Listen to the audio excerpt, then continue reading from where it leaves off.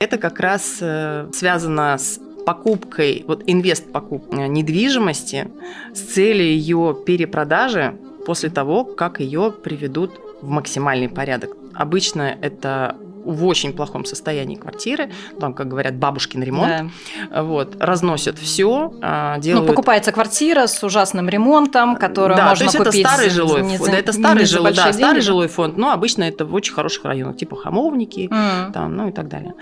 Вот, делается новая планировка, современная планировка, узаканивается это все, и дальше уже наполняется. Я люблю, например, делать интерьеры, которые будут перекликаться с внешностью здания, то есть с такой отсылкой в стиль того, что окружает этот дом.